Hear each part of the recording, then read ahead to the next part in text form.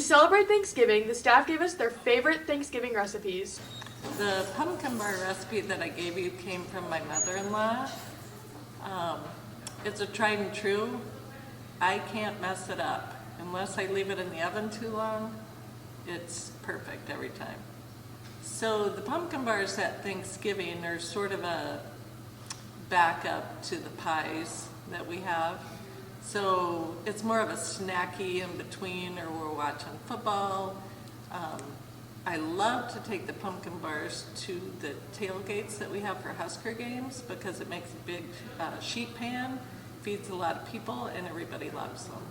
I got that recipe from my mother-in-law, who's no longer with us. And when she died a couple years ago, at the funeral, we printed the recipe on the back of the program. And to this day, people come up and say, I made Liz's pumpkin bars, and they turned out great, and the pumpkin bars always remind me of Liz.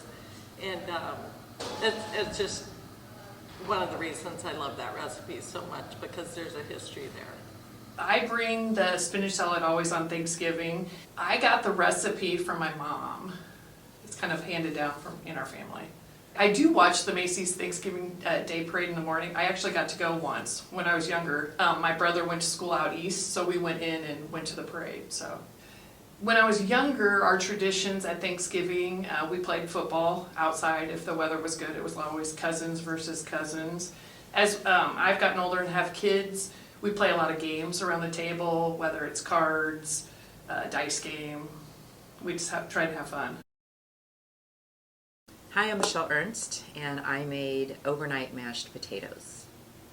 I got the recipe from a cookbook that the Junior League of Omaha put together probably 15 years ago. I make this recipe with my family every year, and one of my daughters is a vegan, and you can do a vegan version of it, and they're just as good. We stand around the kitchen, and everybody holds hands, and we go around and say what we're thankful for.